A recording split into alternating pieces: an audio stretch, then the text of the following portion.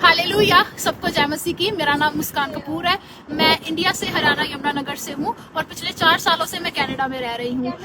मैं आज उन पॉडकास्ट के बारे में बोलना चाहूंगी जो क्रिश्चियनिटी का बहुत विरोध कर रहे हैं और बोलते हैं कि वहाँ पे पाखंड होते हैं। मैं अपनी रियल लाइफ से अपनी मदर की टेस्टिमनी सबको बताना चाहती हूँ। मेरी मदर 16 साल से इविल स्पिरिट अटैक्स के नीचे थे। आफ्टर मैरिज उनको रात को सोते टाइम इविल स्पिरिट अटैक होते थे और जब वो सुबह उठते थे तो उनकी पूरी बॉडी पर नील होते थे और ब्रूजेस होते थे। मेरे फादर उनको डॉक्टर के पास लेकर जाते रहे काफी टाइम तक, लेकिन बाद में हमें लोगों ने बोला कि आप इनको अन्य जगहों पर लेकर जाएं। हम पूरे 16 साल तक अपनी मदर को अन्य जगहों पर लेकर जाते रहे। ऐसे ही एक दिन हमें किसी ने बोला कि आप चर्च भी ले जाएं, शायद वहां पर जाके वो ठीक हो जाए, है ना, उन्हें शिफा मिले शायद वहां से। तो हमें लगा कि ये तो धर्म परिवर्तन करते हैं जो आज लोग बोलते हैं। पर मेरे फादर ने बोला कि जब इतनी जगह जाकर देख ले तो एक बार चर्च ही सही।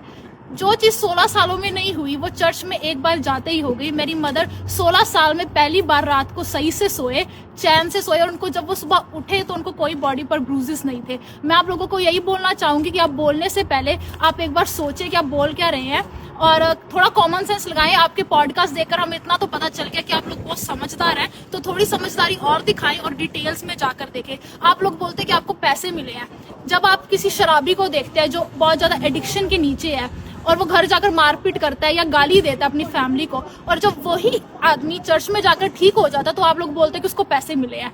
इतने पैसे लाएंगे कहाँ से चर्च वाले? पहले आप ये सोचें। अगर हमें पैसे मिले होते तो हम कनाडा क्यों आते? हम इंडिया में अपनी लाइफ अच्छे से जीते। और अगर कनाडा आ ही गए तो हम लोन लेकर क्यों आते? हम इजिली आ जाते। हम इतना लोन लेकर कनाडा में आए, स्ट्रगल कर रहे हैं, पर परमेश्वर की दया है हम पे। पिछले 4 सालों में उसने हमें बहुत अच्छे से रखा हुआ है। हम देखते हैं यहाँ पर आकर बच्चे कैसे अपने माँ बाप से अलग होकर पाप में चले जाते हैं और फिर बाद में डिप्रेशन में चले जाते हैं, लेकिन खुदा की दया हम पे है। इस कंट्री में रहकर भी हम उसके नाम को इज्जत, महिमा और जलाल देते हैं। हम अपने स्पिरिचुअल फादर की गाइडेंस के नीचे हैं, उनको फॉलो करते हैं। जैसे बाइबल कहते हैं कि चख कर तो देखो कि यहोवा कितना धन्य है।